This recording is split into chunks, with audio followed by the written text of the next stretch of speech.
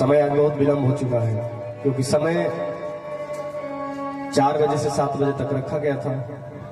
Time कितना हो रहा है? 5:45 हो गए हैं।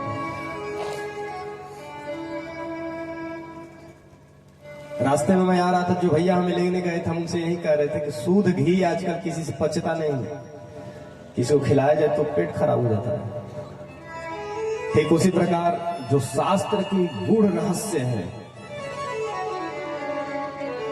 अगर उसका प्रतिपादन करने लगे तो ऐसे सिर के ऊपर से चला जाएगा।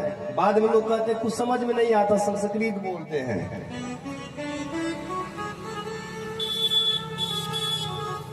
क्योंकि मेधा शक्ति जो होती है, मेधा शक्ति, विवेक शक्ति, विचार करने की शक्ति वो खो गई है।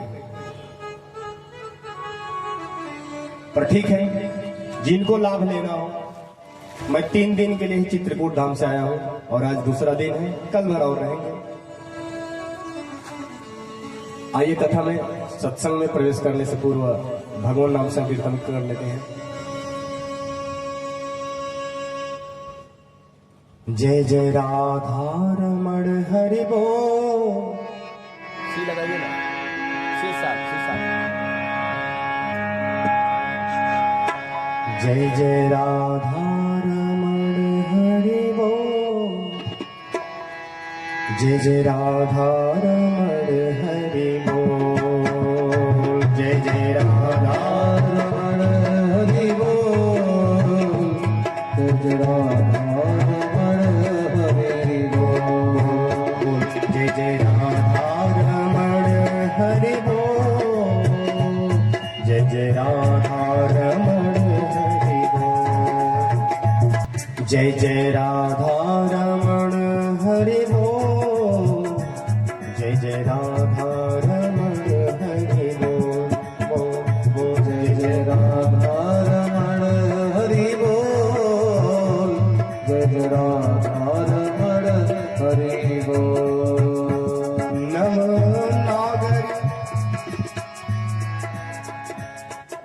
जिनका बात जय जय बोलने के लिए कह रहे हैं, उनकी छवि कैसी है, वो कैसे देखने में लगते हैं। अखियन काजल मृग छोना से, अखियन काजल मृग छोना से, नख बेसर जादू टोना से, नख बेसर जादू टोना से। जैसे हिरणी का जो आंख होता है ना, छोटी छोटी बहुत सुंदर, ठीक उसी प्रकार बाल कृष्ण प्रभु की आंखें हैं। अखियन काजल मृग छोना से, अखियन काजल मृग छोना से, नख बेसर जादू टोना से, नख बेगर जादू टोना से। दो रस के हो, दो रस के, दो रस के भरे हैं कपोल। जय जय राधा रमण हरि बोल। दो रस के भरे हैं कपोल। जय जय राधा रमण हरि बोल। दो रस के भरे हैं कपोल। जय जय राधा नागर किशोर नवल रसिया, नव नागल किशोर नवल रसिया। प्यारो ब्रज के छयल कान्हा मन बसिया, प्यारो रस के छयल कान्हा मन बसिया। हो नव नागर नवल नवल रसिया, नव नागर नवल रसिया। प्यारो ब्रज को छयल कान्हा मन बसिया, प्यारो चमक नवल रस प्रधान रसिया। कर कालिंदी, कर कालिंदी, कर कालिंदी कोल किलो। जय जय राधा हरि। कर कालिंदी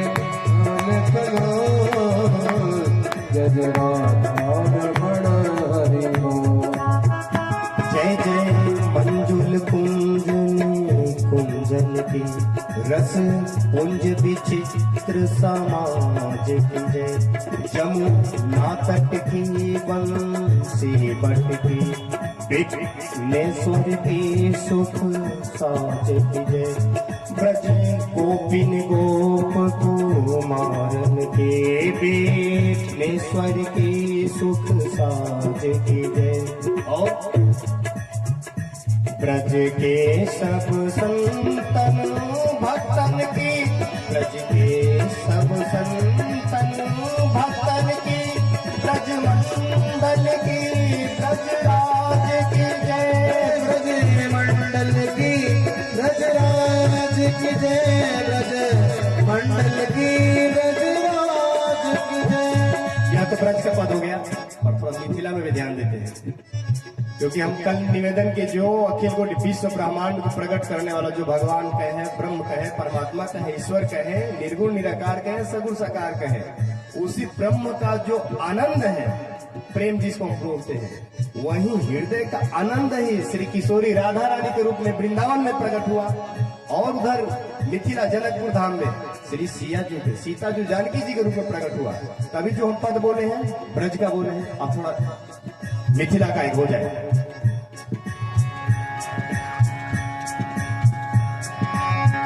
जनक सुता के पग पग पे प्रयाग जहां राघव के केली कुंज कोटि कोटि काशी है राघव के कुंज कोटि कोटि काशी है कमला में जगन्नाथ विमला में रामेश्वर कमला में जगन्नाथ विमला में रामेश्वर तरु तरु के बसत जहाँ अयोध्या निवासी है तरु तरु के बसत जहाँ अयोध्या निवासी और मिथिलाने के द्वार द्वार द्वार पे है हरिद्वार के द्वार द्वार पे है हरिद्वार बद्री केदारनाथ भीरत दास दासी है बद्री केदारनाथ भीरत दास दासी है बद्री केदारनाथ भीरत दास दासी है स्वर्ग अपवर्ग स्वर्ग अपवर्ग स्वर्ग अपवर्ग स्वर्ग अपवर्ग व्यथा लेकर करेंगे क्या जानते नहीं हो हम जनकपुर वासी हैं जानते नहीं हो हम मिथिला वासी हैं जानते नहीं हो हम मिथिला वासी हैं जानते नहीं हो हम मिथिला वासी हैं जय जय राधा रमण हरि बोल जय जय राधा रमण हरि बोल जय जय राधा रमण हरि बोल जय जय राधा रमण हरि बोल वृंदावन धामनी को ब्रज के विश्रामनी को श्यामायम श्यामनी को मंदिर आनंद को काली धे धामनी को यमुना को नीरनी को रेणुपद खाननी को स्वाधीन के संग को राधा कृष्ण कुंडनी को गोपिन के संगनी को गौर श्याम रंगनी को अंगयुग चंद को नीलपित पटनी को बंसी पटनी को ललित किशोरी जी के नटनी को नंद को ललित किशोरी जी के नटनी को नंद को ललित किशोरी जी के नटनी के नंद को माथे पर मुकुट देखे चंद्रिका की चटक देखे छवि की लटक देखे रूप रस कीजिए लोचन विशाल देखे गले कुंज मान देखे अधर रसाल देखे चित चौक कीजिए अधर रसाल देखे चित चौक कीजिए अधर रसाल देखे चौक कीजिए कुंडल की हलना देखे कुंडल की फलना देखे पलकन की चलना देखे सर्वस्त्र दीजिए पीताम्बर छोड़ देखे मुरली की ठोर देखे सामने की ओर देखे इनसे नैन कीजिए सामने की ओर देखे इनसे नैन कीजिए सामने की ओर देखे इनसे नैन कीजिए सामने की ओर देखे इनसे नैन कीजिए सामने की ओर देखे इनसे नैन कीजिए। बोल श्री राधा रमण लाल की जय हो श्री राधा वल्लभ लाल की जय श्री जानकी वल्लभ लाल की जय श्री चित्रकूट धाम की, श्री मिथिला धाम की, श्री अयोध्या धाम की, श्री वृंदावन धाम की। जय जय श्री सीताराम, जय जय श्री राधेश्याम।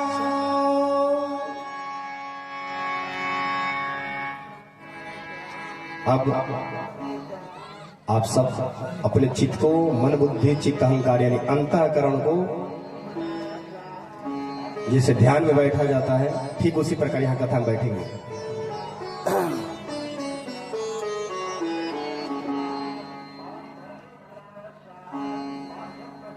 जो आज पूरे संसार जो सुख दुख से व्याप्त है, सबका एक ही लक्ष्य है कि मुझे कैसे सुख प्राप्त हो जाए। चाहे धार्मिक व्यक्ति हो, चाहे अधार्मिक व्यक्ति हो, चाहे दुष्ट हो या भक्त हो, सबकी एक ही लालसा है कि सुखी हो जाए। पर यह क्या है? दुखालयम शाश्वतम। यह संसार दुखालयम शाश्वत है। जैसे हम विद्यालय में जा करके और कहें कि भैया हमें समोसा 2 ठो दे दो, बताइए विद्यालय में मिलेगा?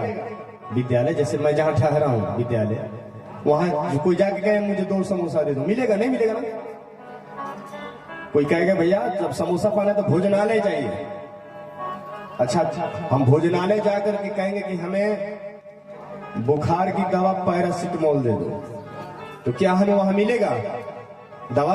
वहां दवा नहीं मिलेगा, क्योंकि उसको दवा को लेने के लिए औषधालय जाना पड़ेगा। ठीक उसी प्रकार ये दुखालय है, और हम दुखालय में आकर के सुखालय मांगेंगे, सुख मांगेंगे, तो कहां से मिलेगा? तो आप कहेंगे कि फिर यह जो हम इतना सुख जो हमें अनुभूति होती है वो क्या है? सुख नहीं है, आप दुखालय कह रहे हैं। तो भैया यह जो है दुखालय इसलिए है, दुखालय है, पर आपको सुख क्यों मालूम पड़ता है?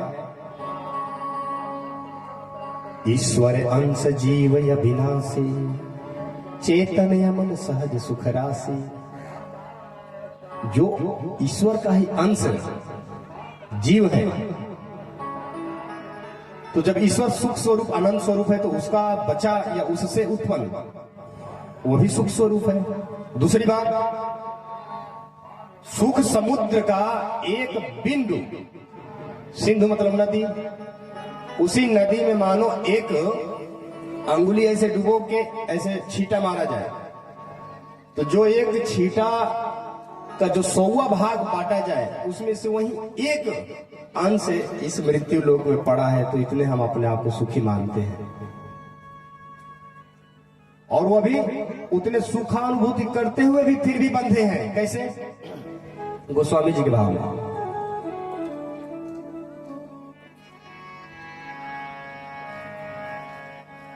सो माया बस भयो गोसाई, बंधयो कीर मर कटकी नाई।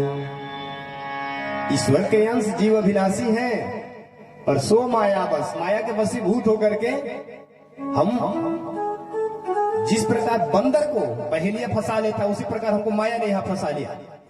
जब किसी बहेलिया को बंदर को पकड़ना होता है तो पता है क्या करता है? घड़ा लाता है, मटका, और उसमें चना रख देता है। तो बंदर आते हैं ना, तो चना लेने के लिए हाथ जैसे घड़ा में डालते हैं, मुट्ठी में चना पकड़ लेते हैं। अब जैसे हाथ निकालते हैं तो निकलता नहीं, उसमें हाथ फंस जाता है, क्योंकि जब उसने हाथ डाला था तो खोला डाला था, हाथ चला गया था आसानी से। अब चना ले लिया है, अब निकालता है तो नहीं निकलता है। अब उधर जब बहेलिया आता है तो बंदर देख के भागता है और चना को छोड़ता नहीं इधर। तो एक हाथ से ऐसे चना की गठरी मटकी लिए दौड़ता है, तो कहां तक भागेगा? बहेलिया पकड़ लेता है, क्योंकि उसको भ्रम है। बंदर को भ्रम हो जाता है कि मेरा हाथ क्यों नहीं निकल रहा, पर उसको ये ज्ञान नहीं कि मैंने चना पकड़ रखा है। जब मैंने हाथ डाला था तो ऐसे खुला डाला था। तो बहेलिया को ऐसे शिकारी पकड़ते हैं मटका में चना रख के। ठीक उसी प्रकार हम भी ईश्वर के ही अंश है। ममई वांसु जीव लोके जीव भूत सनातना, भगवान गीता में प्रत्यक्ष कहते हैं। पर हम उनके अंश होते हुए भैया यहाँ आकर के फंस जाते हैं। दैवी हुसा गुणमयी मम माया दुरात्य माँ में वे प्रबंधनते माया में तम तरंती थे। भगवान की कितनी बलवती माया है। भगवान ने गीता में कहा, अर्जुन त्रिभुवन गुणमयी भावरे भी सर्वमिदं जगत मोहितम ना भी जानाति परब्रह्मं तथा। मुझे इसलिए कोई नहीं जान पाता है कि मेरी माया उसको मोहित कर देती है। तो जीव माया के वशीभूत होकर कैसा बन जाता है? जड़ चैतन्य ग्रंथि पड़ गई यद्यपि मृषा छूटत कठिन नहीं। जड़ और चैतन्य की ग्रंथि ऐसी पड़ गई है, इसको थोड़ी समझ लो चौपाई को। जड़ मतलब होता है वस्तु, जितने हमारे मकान दुकान उपयोगी वस्तु हैं ये जड़ हो गए, जड़ वस्तु। और चैतन्य क्या है? हमारे सगे संबंधी, माता पिता, पारिवारिक जन इत्यादि सब चैतन्य हो गए।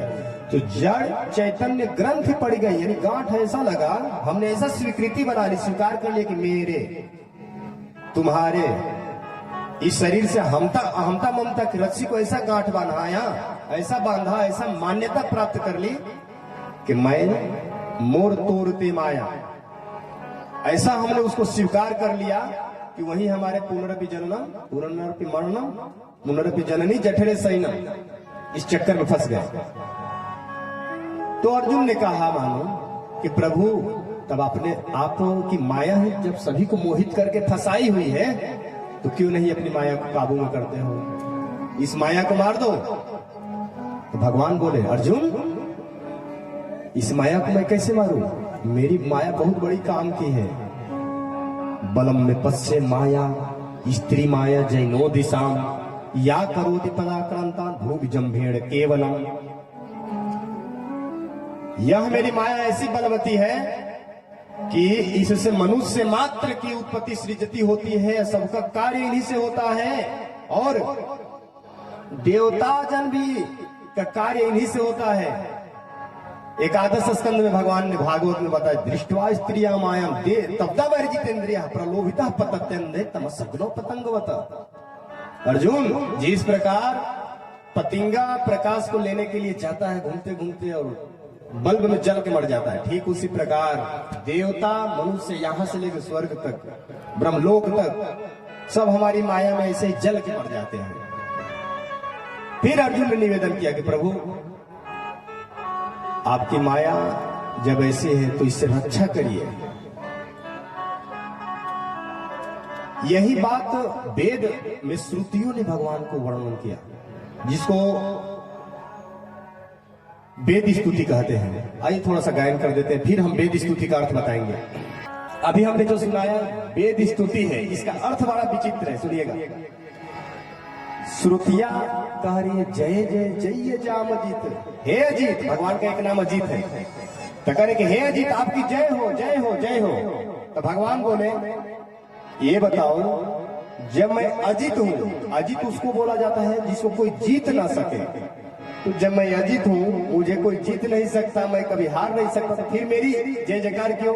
अरे जय जयकार तो उसकी की जाती है, जैसे चुनाव में किसी नेता को हारने का डर भय रहता है तो अपने समर्थकों के साथ जिंदाबाद जिंदाबाद का नारे लगवाता है। और मैं जब अजीत हूं, मैं कभी हारता नहीं, तो फिर मेरी जय जयकार क्यों? तो श्रुतिया कह रही है कि प्रभु आपकी जय जयकार मैं इसलिए कर रही हूं कि हाँ आप अजीत हैं, पर एक जगह आपकी हार दिखाई दे रही है मुझको। तो भगवान ने कहा अच्छा कहा मेरी हार दिखाई दे रही है? तो श्रुतियों ने कहा कि जो आप ही सबके हृदय में विराजमान है। भगवान ने कहा हाँ, तभी तो आप बोले हैं गीता में भी ईश्वर सर्वभूतानां हृदय से अर्जुन तिष्ठति ब्रह्मयं सर्वभूत नियंत्र रूढ़ माया। अहमात्मा गुडाके सर्वभूता से स्थित अहमादिस मध्यम च भूतानां अंत एव च। फिर पुरुष सूक्त के भी मंत्र में जो है दशांगुलम बताया गया, यहाँ यही स्थित है। तो श्रुतियों ने कहा कि आप सबके हृदय में है, हाँ है।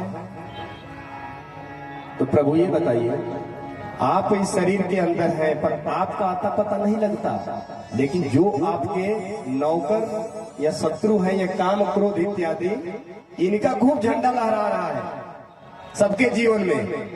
तो ये बताइए आपके यहाँ पराजय है कि नहीं है?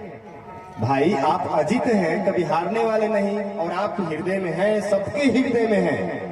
तो आपका तो आता पता नहीं है। किसी से पूछो ना कि कहाँ है भगवान, कोई नहीं कहेगा यहाँ है, ये देखो यहाँ है, कोई नहीं कह सकता, क्योंकि उनका कोई आता पता नहीं है। लेकिन काम के वशीभूत होकर, क्रोध के वशीभूत होकर, माया के वशीभूत होकर नाना प्रकार के जंजाल कर्म कर रहा है। तो मानो श्रुतियां कहती हैं कि आपका तो अता पता नहीं चल रहा, पर आपके जो या शत्रु हैं, काम क्रोध, इनका झंडा खूब लहरा रहा है सबके हृदय में, इसलिए आपकी यहाँ पराजय है। तो भगवान ने कहा कि भैया यह मेरी माया है, इसे बचो। तो श्रुतियों ने कहा कि हाँ यह आपकी माया तो, इसलिए तो मैं कह रहा हूं इसको मार डालिए अपनी माया को। तो भगवान ने कहा नहीं, मैं अपनी माया को नहीं मार सकता, क्योंकि बहुत काम की चीज है मेरी माया। तो श्रुतियों ने कहा कि जब नहीं मारेंगे तो इससे बदनामी आप ही की होगी। भगवान ने कहा अच्छा, मेरी बदनामी कैसे होगी? तो श्रुतियों ने कहा कि जैसे एक नगर का राजा था और उस राजा का एक ही लड़का था, राजकुमार। वह घर से बाप से लड़ाई करके भाग गया विदेश। जो भी माल पानी घर से ले गया था तो विदेश में अपना ठाट से रहा, खाया पिया। और जैसे उसके पास पैसे खत्म हो गए तो भूखों मरने लगा। तो गया एक होटल में और जाके बोला भैया भोजन मिलेगा? तो होटल मालिक ने कहा भोजन तो मिलेगा, पर ऐसे थोड़ी मिलेगा, कुछ काम करना पड़ेगा। तो उसने कहा क्या काम करना पड़ेगा? तो होटल के मालिक ने कहा कि ये जो प्लेट लोग खा लेते हैं, प्लेट उठा के धो दिया करो, फिर तुमको जितना खाना मन करे उतना खा लिया करो। उसको होटल में प्लेट धोने की नौकरी मिल गई। तो एक दिन क्या है कि उसी राजा का मंत्री विदेश में व्यापार करने हेतु गया और संजोग बस उसी होटल में जाके ठहरा। और जैसे टेबल पे भोजन कर रहा था मंत्री, इतने में जूठा प्लेट उठाने के लिए वही राजा का बेटा राजकुमार आया।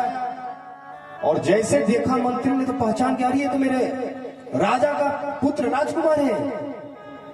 तो होटल मालिक ने कहा वो तो मेरे यहाँ हाल ही में भी 1 महीने से नौकरी कर रहा है प्लेट धोने की। तो बोला अरे भैया मेरे देश का सबसे बड़ा राजा का लड़का है, वो बाप से नाराज होकर के घर छोड़ के भाग आया है। अब तो तत्काल मीडिया आई, हेड पृष्ठ पे ही लिखा जा रहा है कि राजा का बेटा राजकुमार होटल में प्लेट मांजते हुए पकड़ा गया। अब आप बताइए इसमें राजा की बदनामी होगी या राजकुमार की? आप जरा विचार करके बताइए। चारों तरफ जब ये चर्चा होने लगी कि फलाने राज्य का राजा का बेटा प्लेट धोते हुए पकड़ा गया, तो इसमें बदनामी किसकी है? राजा की है या लड़के की है? राजा की है ना। तो श्रुतियों ने कहा प्रभु अगर आप अपनी माया को नहीं मारेंगे तो इसमें बदनामी आप ही की होगी, क्योंकि हम आपके हैं और हम आपको भूले बैठे हैं। इस प्रकार के बहुत श्रुतियों ने निवेदन किया, भक्तों ने भी बहुत निवेदन किया कि हे प्रभु जो आपकी माया है इतनी विचित्र बलवती है कि जब जीव जन्म लेता है तो बिल्कुल ब्रह्म स्वरूप होता है, ना किसी का लेना ना किसी को देना, ना उद्धव को लेना ना माधव को देना, बिल्कुल ब्रह्म स्वरूप ही होता है। पर जहां धरती पे आया तो क्या होता है उसका? तुरंत गोद में लिए माता जी पिताजी से परिचय कराने लगते हैं। बांके बिहारी लाल की भूमि परत भाडावर पानी जीव जीव हिमाल लपटानी। जैसे ऊपर से जब बारिश होता है तो बिल्कुल स्वच्छ साफ सुथरा जल ऊपर से गिरता है, पर जैसे भूमि से स्पर्श होता है मटमैला हो जाता है। ठीक उसी प्रकार जब हमारा जन्म होता है तो बिल्कुल ब्रह्म स्वरूप होते हैं, पर जैसे इस धरती पे आते हैं हम भी माया में फंस जाते हैं। पर यहाँ विचित्र बात है, भगवान ने एक ही सूत्र बताया कि भैया माया माया सब भजे माधव भजे न कोई, जो कदापि माधव भजे तो माया चेरी हो। माया माया सब भजे माधव भजे न कोई, और जो माधव भजे तो माया चेरी हो। कल मैंने निवेदन किया था नाम जप, माधव माधव कहने का मतलब नाम जप। पर क्या क्या कहें ये बताइए, आप सभी लोग पिता तुल्य हैं। हमारे जितना श्रोता कल भी थे आज भी हैं, सब पिता तुल्य हैं।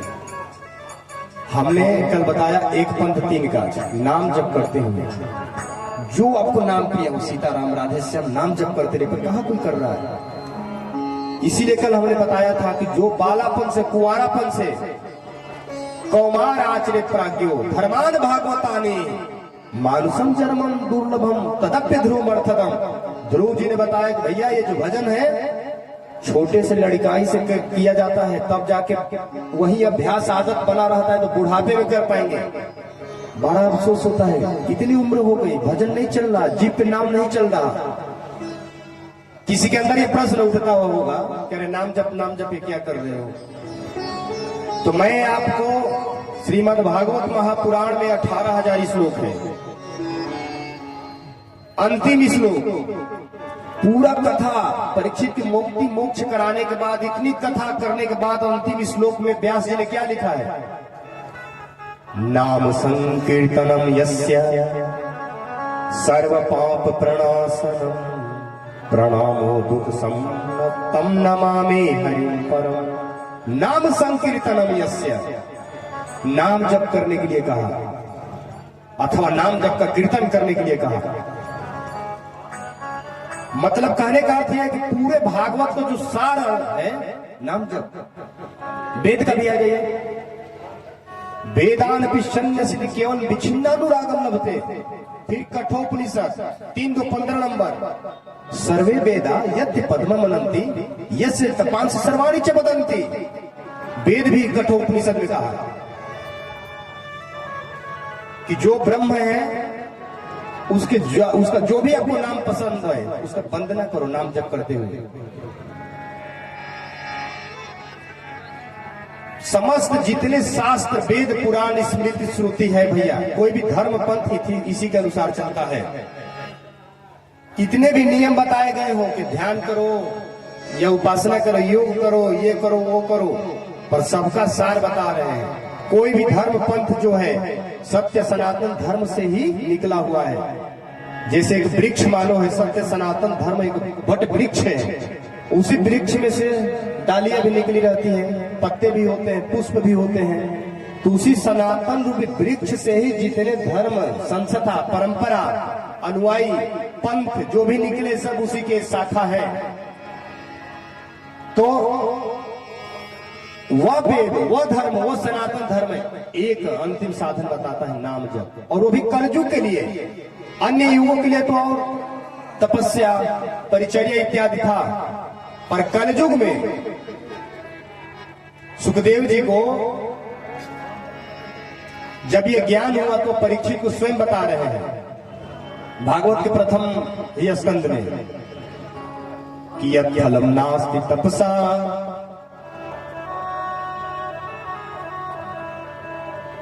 जो कलयुग है, कलयुग में तपसा का महत्व नहीं है। यत् फलम नास्ति तपसा न योगिनो समाधि न समाधि भी की महत्व है, न योगियों की योग साधना की महत्व है। तब क्या है भैया महत्व? तो महत्व है सम्यक कलो केशव कीर्तना।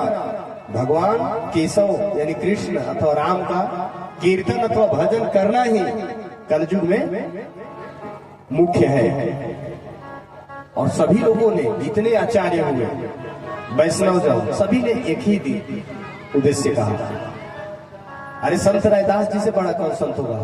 उन्होंने स्वयं अपने पद में लिखा है अंतिम कि अब कैसे छूटत नाम रटन लागे। ऐसा नाम जपने का जो आदत जिह्वा पे पड़ गया तो छूटता नहीं है। रैदास जी महाराज साधारण थे क्या?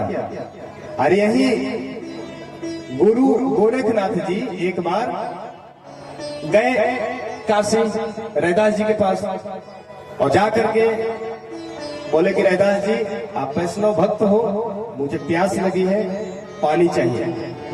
तो रैदास जी जिस कठौती में चमड़ा को भिगोते थे ठाकुर जी को उसी में स्नान कराते थे, शालिग्राम भगवान को तो उसी में स्नान कराए थे।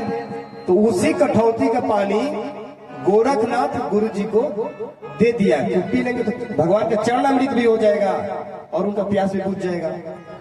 तो जैसे देखे गोरखनाथ जी के तो जिस कठौती में चमड़ा भिगोते उसी से पानी भर के लाए हैं। मैं ये पानी नहीं पीऊंगा, मुझे साफ कुएं का पानी पिलाओ। इतने में कबीरदास जी की बिटिया कमाली थी बगल में, तो बोली रैदास जी के बाबा आप ये पानी तो मैं पी लेती हूँ और महाराज जी के लिए मैं कुएं से साफ जल लाती हूँ। तो कठौती का जल कमाली ने पी लिया और बाबा को जाके साफ कुएं का जल ला के दे दिए, अपना प्यास बुझाई चले गए गोरखनाथ जी। कुछ वर्ष बाद कबीरदास जी की बिटिया का विवाह, कमाली का विवाह मुल्तानपुर में हुआ, जो इस समय मुगल सराय के नाम से जाना जाता है, पंडित दीनदयाल उपाध्याय, वहां विवाह हुआ। वही गुरु गोरखनाथ जी भ्रमण करते हुए गए मुल्तानपुर एक बार। तो उनकी एक शर्त थी, एक कमंडल लिए रहते थे, बोलते थे कि इसको जो भर देगा अन्न से, दान से, उसी के घर में भोजन करूंगा। तो भक्त वैष्णव जन जो होते थे जहां अन्न थोड़ी भी डालते तो भर जाता था। तो इसलिए ही उनकी गुरु के द्वारा कृपा मिली थी कि जो भक्त होगा वही इसको भर पाएगा, अभक्त नहीं भर पाएगा, ताकि मैं केवल भक्तों के ही हाथ से पाऊं। तो जैसे गए मुल्तानपुर, वहां के राजा महाराजा कितना भी अन्न उसमें डाले कमंडल भरे ही न करवा। तो अंत में यह बात धीरे धीरे कमाली के कान तक गई कि कोई महात्मा जी आए हैं और उनका कमंडल कोई भर नहीं पा रहा है भिक्षा से। तब कमाली ने कहा अपने पति से कि जाओ मैं बुला लाओ, मैं भरूंगी। पति ने लगा तुम पागल हो गई हो, इतने बड़े बड़े राजा महाराजा उनका नहीं भर पा रहे हैं, करवा तुम भर दोगी। तो उन्होंने कहा कि हाँ आप मेरी विश्वास मानिए, आप जाइए उन्हें बुला लाइए। बहुत कमाली ने अनुनय भी नहीं किया, तो पति देव जा करके गुरु गोरखनाथ जी को बुला लाए घर पे। कमाली ने कहा महाराज जी मैं अभी करवा भरूंगी। हाँ लो भर दो। एक मुट्ठी जैसे ही कमाली ने डाला ऐसे उफन के बाहर अन्न गिरने लगा। गुरु गोरखनाथ जी अवाक रह गए, बिटिया यह तरकीब तूने कहां से सीखी? कमाली ने कहा बाबा यह तरकीब मैं उसी जो कठौती का जल था मैं वही पी थी, वहीं से मैं सीखी। तो उन्होंने कहा अच्छा कौन? तब उसे सारी कहानी बताई गुरु गोरखनाथ जी को कि आप एक बार ऐसे ऐसे आए थे, आप नहीं पिए थे, वही जल में पी थी। इतना सुनते ही गुरु गोरखनाथ जी दौड़े भागे सीधे कबीरदास जी के महाराज रैदास जी के पास भागे भागे गए और रैदास जी बोले मुझे पानी पिलाओ। रैदास जी बोले ठीक है महाराज अभी लाता हूँ कुएं का जल। नहीं मुझे कुएं का जल नहीं, उसी कठौती का जल दो मुझे। महाराज इसमें मैं चमड़ा नहीं, मुझे उसी कठौती का जल दो। तब कबीरदास जी से रैदास जी गुरु गोरखनाथ जी से कहे कि जब पिया तब पिया नहीं, जो पिया पिया को जान लिया। आप फिरा जोगी फिरे मत वाला, वो पानी मुल्तान गया। अरे जब पीना था तब तो पिए नहीं। तो यही चूक हो जाती है भक्ति मार्ग में, ऊंच नीचता की। कल हमने विशेष रूप से भक्ति पे चर्चा किया था कि जो भक्ति मार्ग है इसमें वही प्रवेश कर सकता है। पहले लोक धर्म वेद धर्म को त्यागो तब जाके भक्ति कर पाओगे, नहीं तो असंभव। नारद भक्ति सूत्र में नारद जी ने एक शब्द में कह दिया निरोधस्तु लोक वेद व्यापार न्यासा। नारद भक्ति सूत्र 8 नंबर। फिर 9 नंबर में भी कहा तस्मिन् तद्विरोधी सुदासीनता। नारद भक्ति सूत्र 49 नंबर में कहा विदान विषण्य केवलम विच्छिन्नानुरागम लभते। साफ बोल दिए एक शब्द में कि वेदान सती, वेद को सन्यासी मतलब त्याग, वेद को त्यागो। क्यों? प्रेमा भक्ति करना है तब। और जिन्हें प्रेमा भक्ति प्राप्त हो गया तो क्या हुआ? वही भगवान कृष्ण जो गोपियां प्रेम के मारे कन्हैया को जैसा जैसा लीला करती है वैसा वैसा वो कन्हैया करता है। एक बार एक गोपी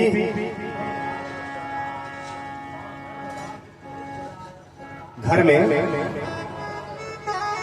सत्यनारायण भगवान की कथा करा रहे थे, तो बहुत सारे पुआ पकवान बना दी। और पुआ पकवान बनाने के बाद इतने में पहुंचे ठाकुर, बोले भाभी जी मुझे खाना है। उन्होंने कहा देख लाला, अभी भगवान सत्यनारायण भगवान की कथा होनी है, भोग लग जाएगा तो तू पा लेना। आप भगवान बोले कि हमसे बड़ा कौन सत्यनारायण है? तो उन्होंने बोले अच्छा तू ही सबसे बड़ा सत्यनारायण है? तो हाँ भाभी, चल हट दाढ़ी के, बड़ा भगवान बनने को मन करता है। डांट के भगा दिया। इतने में कन्हैया ने क्या किया कि उधर भाभी चौक पूरने लगी आंगन में, इधर कन्हैया जाकर के बाहर से 2 कुत्ते के पिल्ले उठा लाए और जहां भगवान के पूजन हो रहा था वहीं पे रख दिए। रख के धीरे चले गए। जैसे ये पिल्ले इधर चिल्लाए, आई भाभी जी देखी ये कौन किया? तब भगवान बाहर खिड़की से बोले भाभी यही तुम्हारे सत्यनारायण है, दर्शन कर लो। तब उस गोपी ने कहा कि कनुआ मैं तेरे को नहीं छोड़ूंगी, मैं तेरे को सबक सिखा के छोड़ूंगी। तो कन्हैया ने कहा अच्छा अभी तुम्हारी ऐठन गई नहीं, मैं तुम्हें आज ही रात सबक सिखा के छोड़ूंगा। तो क्या हुआ? सत्यनारायण की पूजा करने के बाद भैया और भाभी दोनों सो गए चरपाई पे। तो कन्हैया ने चुपके से रात्रि में जा करके भाभी जी की चोटी और भैया जी की दाढ़ी दोनों में 4 गांठ लगा दिए। इतने में जब 12 बजे रात्रि को भैया को प्यास लगी, बोले सुनती हो देवी, प्यास लगे पानी ला दो। जैसे पानी लेने के लिए उठी तो देवी बोलते क्यों चोटी खींच रहे हो, जा रही पानी लाने। तो भैया बोले देख तेरे को पानी देना है तो दे, मेरी दाढ़ी क्यों नोच रही है? पहले तो बिजली होती नहीं थी, उजाला, अंधकार ही अंधकार। इतने में दोनों ने जैसे अपना चोटी और दाढ़ी देखा तो 4 गांठ लगे हैं। कन्हैया वहीं भक्तों के वशीभूत होकर के ब्रज में ऐसे ऐसे लीला कर रहा है। गोपियां प्रेम से उसको बुलाते हैं, उसी ब्रह्म को, हे कृष्ण एक बार मेरे घर भी आ जाओ, मेरे घर के माखन खा जाओ। आज मोरे अंगना में, आज मोरे अंगना में, आज मोरे अंगना में आओ नंदला, चले आओ गोपाल। दर्शन के प्यासे नजरिया हो नाना, दर्शन के प्यासे नजरिया हो। आज मोरे अंगना में आओ नंदलाल, आओ नंदलाल, दर्शन के प्यासे नजरिया हो।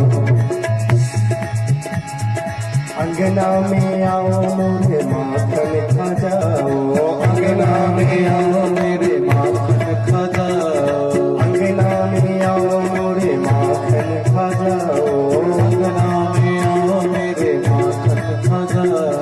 मीठी मीठी हाँ मीठी मीठी, मीठी मीठी बतिया सुनाओ नंदला, चले आओ गोपाल। दर्शन के प्यासे नजरिया हो नाना, दर्शन के प्यासे नजरिया हो नाना, दर्शन के प्यासे नजरिया हो नाना, दर्शन के प्यासे नजरिया हो। वही ब्रह्म जैसे जैसे वो बुलाती है कि आज मेरे अंगना में आ जाओ, तो वह सोचता है कि प्रेम के प्रसाद माखन मुझे मीठो नहीं लगते हैं, पर चोरी के माखन मुझे बड़े प्यारे लगते हैं। तो माखन मटका फोड़ते हुए चोरी कर रहे गोपियों के घर घर। चोरी करे तो ढोले शाम मोते सुधो न बोले, चोरी करे तो ढोले शाम मोते सुधो न बोले,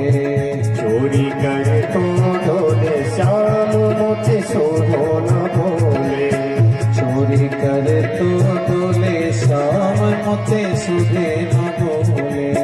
जब ही देख ले सोनी बाखर, जब ही देख ले सोनी बाखर, जब ही देख ले सोनी बाखर, जब ही देख ले सोनी बाखर। जैसे देखते हैं कि कौन सा घर में सोना साना लग रहा है, किस घर में आहट नहीं है, उसी घर में जाते हैं और धीरे से जाते हैं तो क्या करते हैं, घर की साकर खोले कुल्ली किल्ली, घर की साकर खोले श्याम मुत सुधोना बोले। घर की साकर खोले श्याम मुत सुधोना बोले। घर की साकर खोले श्याम मुत सुधोना बोले। इतना ही नहीं कहते हैं कि अकेले आ गए, नहीं, ग्वाल बाल ले घर में आवे, ग्वाल बाल ले घर में आवे, ग्वाल बाल ले घर में आवे, ग्वाल बाल ले घर में आवे। माखन माटी टटोले हो, माखन माटी टटोले श्याम मुझे सोना बोले। टटोले श्याम मोते सुधोना बोले। चोरी करे तो डोले श्याम मुझे सोना बोले। चोरी करे तो डोले श्याम मोते सुधोना बोले। आते हैं दही खाते हैं, ठीक बात है, पर इसके अलावा भी वो क्या कर जाते हैं, गधी मेरो खाई मटुकिया पूरी, गधी मेरो खाई मटुकिया पोरी, गधी मेरो खाई मटुकिया पूरे, गधी मेरी खाई मटुकिया पोरी। रस में विष क्यों घोले, रस में विष क्यों घोले श्याम मोते सोना बोले। रस में विष क्यों घोले श्याम मोते सुधोना बोले। चोरी करे तो डोले श्याम मोते सोना बोले। चोरी करे तो डोले श्याम मोते सुधोना बोले। जब गोपी चोरी करते हाथ में पकड़ लेते हैं तो क्या करते हैं, चोरी करते पकड़े जाते हैं तो फिर जा मैं पकड़ूं या को भैया, जा मैं पकड़ूं आपको भैया, जा मैं पकड़ूं या को भैया, जा मैं पकड़ूं आपको भैया।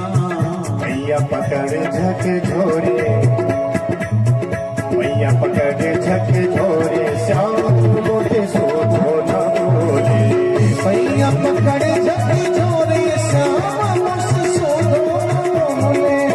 चोरी करे तो डोले श्याम मोटे सोना बोले। चोरी करे तो डोले श्याम मोते सुधोना बोले। चोरी करे तो डोले श्याम मोते सुधोना बोले। चोरी करे तो डोले श्याम मोते सुधोना बोले। बोल माखन चोर भगवान की जय हो। वही भगवान माखन चोरी लीला कर रहे हैं।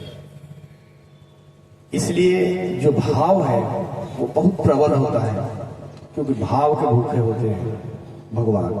उनसे जो हम संबंध बना लिए, कल के प्रसंग में हमने सुना था कि गौराई ने उनको भाव में पति मान लिया, तो पति के रूप में आने लगे। जो उनसे जो भाव जोड़ ले,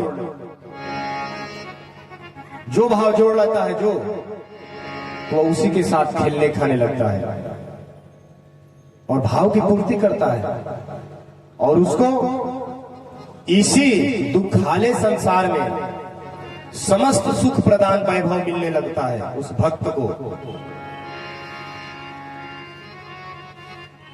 भगवान शंकराचार्य मणि रत्नमाला में प्रश्नोत्तरी में प्रश्न करते हैं, कोवा दरिद्रो, दरिद्र कौन है? उत्तर में, हे विषाद तृष्णा, सबसे बड़ा दरिद्र वही है जिसकी तृष्णा, चाह, इच्छा बहुत बड़ी बड़ी है, फिर उन्होंने अगले सूत्र में कहा, श्रीमान चुपोइए, यानी सबसे बड़ा अमीर कौन है? उत्तर में कहा, समस्त तोषा, जिसका संतोष है वही सबसे बड़ा अमीर है। कोज अमृता, जीते हुए मरा हुआ, जीते जी मरे के समान कौन है? तो उन्होंने कहा कि जो चारों पुरुषार्थ को अथवा धर्म नहीं करता वही जीते जी मरा के समान है, क्योंकि भगवान धर्म है। भागवत में सृष्टि की रचना में भगवान स्वयं कह रहे हैं ब्रह्मा जी से, ब्रह्मा जी धर्म अस्तनाद्य क्षीण, तो भगवान स्वयं हरि, यानी भगवान स्वयं ही धर्म का प्रागट भगवान के सीने से हुआ। भगवान नारायण के छाती से ही धर्म का प्राकट्य हुआ, और अधर्म का प्राकट्य पृष्ठों, उनके पीठ से हुआ। इसलिए भगवान कहते हैं, धर्मो रक्षति रक्षिता, तुम धर्म की रक्षा करो, मैं तुम्हारी रक्षा करूंगा। और जो अपने धर्म को भूल जाते हैं, हमने बहुत विचार किया तो हमें यही पता चला कि जितने दुख आते हैं ना भैया, जो अपने धर्म को छोड़ देते हैं तभी आते हैं। क्योंकि भगवान एक शब्द में बोल दिए कि जो धर्म की रक्षा करेगा मैं उसकी रक्षा करूंगा। तो जिसने अपने धर्म को त्याग दिया वो भी उसे त्याग देते हैं। तो फिर हमारा जीवन कैसे चलता है? जिस तरह हमने अपने पूर्व जन्म में जो पुण्य सत्कर्म किए हैं उसी के अनुसार जो हमें आज प्रारब्ध मिला है, सुख दुख ही भोग रहे हैं। अब प्रायः जो धर्म करता है वह दुखी देखने को मिलता है, तो अधिकांश जो अधर्म करता है, जो पाप करता है, वह प्रायः सुखी देखने को मिलता है। तो बहुत से लोगों के मन में यह प्रश्न उठता है कि ऐसा क्यों कि जो धर्म भक्ति करता है वह हमेशा दुखी रहता है, और जो अधर्म करता है, पापाचरण करता है, वह हमेशा चंग रहता है, सुखी रहता है। ऐसा क्यों? क्या आप सब में भी ऐसी बातें किसी के मन में रहती है? ब्राह्मण भले कोई ना कहे पर रहती है कि मैंने बहुत देखा है, जितना जो धर्म भक्ति करता है वह प्रायः दुखी ही रहता है, और जो जितने पाप करता है वो उतने सुखी रहता है। इसका निवारण बिल्कुल ध्यानपूर्वक समझिएगा एक उदाहरण के माध्यम से। जैसे मानो आपका मित्र आपके घर आया, तो उसने देखा कि आप गेहूं की फसल में पानी चला रहे हैं, खाद छींट रहे हैं, दिन रात गेहूं की फसल की रखवाली कर रहे हैं। और जैसे वो मित्र आपके घर गया तो देखा कि घर में पूरा चावल ही चावल भरा है। तो मानो उस मित्र ने आपसे प्रश्न किया कि मित्र, तुम गेहूं की फसल लगाए हो, गेहूं की फसल की रखवाली कर रहे हो, खाद पानी डाल रहे हो, और तुम्हारे घर में चावल ही चावल क्यों है? तो आप यही कहेंगे उससे कि देखो भैया, जो हमारी पूर्व की फसल थी वो धान की थी, तो धान पका कट के घर में आ गया, तो इसलिए चावल ही चावल दिखाई दे रहा है। गेहूं का फसल तो अब हमने लगाया है, अब समय आएगा, पकेगा, कटेगा, फिर घर में आएगा तो गेहूं गेहूं दिखेगा। ठीक उसी प्रकार जो भजन भक्ति करता है, तो जैसे हमारे भारत में भारतीय संविधान है, उसी तरह वेद शास्त्र में भागवतिक संविधान है, जिसको भागवतिक विधान बोलते हैं। तो उसमें क्या कानून चलता है? उसमें कानून यह चलता है कि जो जीव भक्ति, भजन, पूजा पाठ जब तक करने शुरू करता है, तो भागवतिक विधान के अनुसार उसका जो पूर्व जन्म का पाप है, केवल पाप, वो भुगाया जाता है। पुण्य जितना किया उसको रख दिया जाता है स्टॉक में, उसको रख दिया जाता है, केवल पाप भोगाया जाता है। वो भी उतना ही पाप दिया जाता है जितना भक्त सह जाए, धीरे धीरे। जैसे मान लो उसने बड़ा भयंकर पाप किया है, उस पाप के प्रभाव से उसका पैर कटना हो, तो भगवान अपने भक्त को उस पाप का फल भोगाने के लिए पैर ना कटवा के छोटी सी सुई चुभो के बराबर कर देंगे। तो भक्तों का पाप ऐसे भोगाया जाता है। जो भक्ति करता है उसके जीवन में दुख ही दुख आएगा, क्योंकि उसका पूर्व जन्म का टोटल A to Z पाप भोगाया जा रहा है। और उसका पुण्य वैसे सुरक्षित रखा है। अब जहां उसके पूर्व जन्म का पाप खत्म हुआ तो इस समय वो पुण्य ही तो कर रहा है, भजन कर रहा है, इस समय भक्ति कर रहा है यानी पुण्य कर रहा है, और पूर्व का उसका केवल पुण्य रखा है प्लस में। तो आज का पुण्य भक्ति और पूर्व का पुण्य जब दोनों मिलेगा तो 4 चांद लग जाएगा उसका। और जहां वही जो पाप करना शुरू कर देता है जो जीव, तो उसका भागवतिक विधान के अनुसार सबसे पहले उसका पुण्य भुगाया जाता है, उसका पुण्य भेजा जाएगा। जितना वो पुण्य किया रहेगा वही उसके जीवन में दिया जाएगा। तो जितना भी बड़ा से बड़ा पाप करेगा उसको फांसी तक नहीं होगी। वो फ्लोर पे फ्लोर, मंजिल पे मंजिल घर बनाता जाएगा। आप बोलेंगे इतना बड़ा पाप करता है, इतना बड़ा बड़ा मंजिल खड़ा किया है, तो भैया वो इसलिए बिल्डिंग खड़ा हो जा रहा है कि उसको उसी पर से पटकना है। उसका पाप जो है वर्तमान में पाप कर रहा है, पूर्व जन्म का उसका पाप उसी तरह रखा है, और जितना पुण्य किया था वो खत्म हो रहा है। अब पाप के प्रभाव से और पूर्व जन्म के पुण्य के प्रभाव से फ्लोर पे फ्लोर बनाता चला जा रहा है। और जहां उसका पूर्व जन्म का पाप खत्म हुआ कि उसी फ्लोर से उसको पटका जाना है नीचे धाम सीधे। क्या हार्ट अटैक आ गई, क्या हुआ, खांसी हुई, मुंह से ब्लड आया, सीताराम अचानक। तो यह भागवतिक विधान है। तो जो भजन भक्ति करता है वह पूर्व जन्म में पाप किया था जितना, वही उसको भगवान भोगाते हैं कि मेरा भक्त, क्योंकि भगवान ने गीता में कहा है अवश्य में भोक्तव्यम कृतम कर्म शुभाशुभम। अर्जुन, शुभ कर्म जो भी तुम किए हो तुम्हें अवश्य यह भोगना पड़ेगा। तो भोगा रहे हैं। इसलिए जो भी यहाँ भक्त भक्ति भजन करता है तब ध्यान देना, निसंकोच भक्ति करना। जितना भी बड़ा से बड़ा आपके जीवन में दुख आ जाए घबराना नहीं। क्यों? क्योंकि वो आगमा पाइलो है। भगवान ने अर्जुन को संभालते हुए कहा, अर्जुन मात्रा शास्त्र कौनते शीतोस्र सुख दुख दा आगमा पाइलो नित्यस्तास्तिक्षस्व भारत। यह जो सुख दुख है आने जाने वाला है। जितना तुम्हारा पूर्व का पाप है उतना ही भर तुम्हें कष्ट दिया जाएगा। जब भी हमारे जीवन में दुख आए तो हम समझे कि हमारा पूर्व जन्म का पाप है, वो हमें आज कष्ट दे के नष्ट हो रहा है। और जब भी हमारे जीवन में सुख आए तो समझे कि हमारा पूर्व जन्म का पुण्य है जो हमें सुख दे के नष्ट हो रहा है। तो भक्तों के जीवन में जो भजन भक्ति करता है उसके जीवन में उसका पूर्व जन्म का केवल पाप भोगाया जाता है। इसलिए कि अभी भजन भक्ति कर रहा है तो भजन भक्ति के प्रभाव से धीरे धीरे सह जाएगा। और भक्त के जीवन में जब भी कष्ट आता है तो भागवतिक विधान से आता है, मतलब कि भगवान से पास होकर के आता है। भगवान पहले जांचते हैं कि हाँ कितना बड़ा पाप किया था तो इतना, कितना बड़ा दुख देना तो इतना। तो अब देखते हैं कि क्या मेरा भक्त इतना बड़ा दुख सह जाएगा, तो पास करते हैं कि वो जानते हैं सब हृदय की बात कि कितना बड़ा दुख सह जाएगा, तो उधर से पास करते हैं कि जाओ इतना सह जाएगा। भगवान से पास होकर के भक्त के जीवन में दुख आता है जितना सह जाए। लेकिन वही जो पापी होता है उसके जीवन में जो भी दुख आता है तो काल विधान से पास होकर के आता है, सीधे काल विधान से डायरेक्ट आएगा। जितना बड़ा पाप रहेगा उतना भयंकर अचानक उसको कष्ट होगा। तो मानो कि किसी भक्त ने पूर्व जन्म में जो भी पाप किया था उसका पाप भुगाया जा रहा है, पूर्व जन्म का पुण्य उसका उसी तरह रखा है। अब रह गई कि हमें उदाहरण दिया था कि पूर्व अभी उसने धान की फसल लगाई है, धान की अन्न आ गए हैं घर में और गेहूं की फसल लगाई है। तो ऐसा क्यों? तो ऐसा इसलिए भैया कि पूर्व जन्म में उसने बबूल का पेड़ लगाया था, कांटे का वृक्ष बोया था। अब इस जन्म में किसी संत गुरुदेव की कृपा हो गई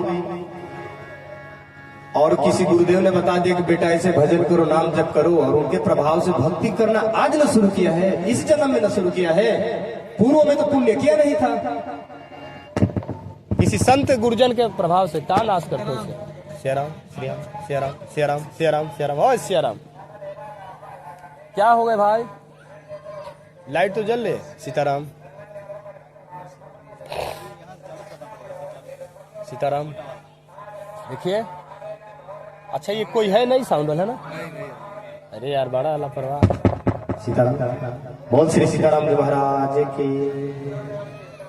क्या आप सबको समझ में आ रहा है? देखिए, अगर कुछ लोगों को भी समझ में आए तो मेरी कथा सफल है।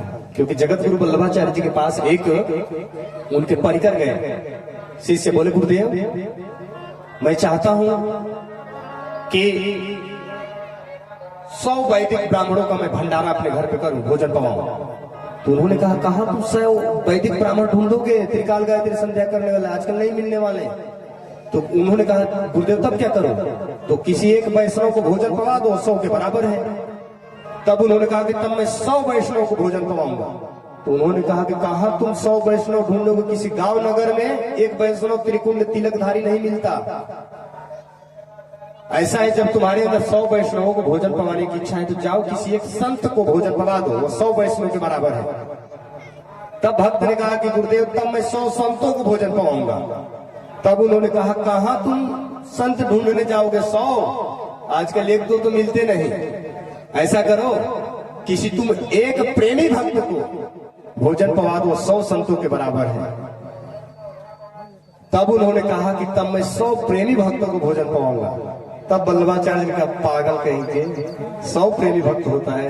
अरे करोड़ों में कहीं एक होता है। ठीक उसी प्रकार भले यहाँ का क्षेत्र जनसंख्या कितना लाखों करोड़ों हो, पर उसमें से जो भी प्रेमी भक्त एक भी आकर के अगर इस दास की कथा सुने समझे तो कथा सफल है। तो मैं निवेदन कर रहा था कि भक्त इस जन्म में किसी गुरुदेव की कृपा से भजन भक्ति करना शुरू किया है, पर पूर्व में तो उसके बबूल के एक खेती हुई थी। आज नवान की खेती किया है तो भैया उसको धीरे धीरे भोग जाएगा। भोगने के बाद सीधे जैसे उसका पूर्व जन्म का पाप नष्ट हुआ तो पूर्व जन्म का पुण्य और वर्तमान का पुण्य दोनों मिलेगा, सीधे उसका 4 चांद लग जाएगा। और भगवान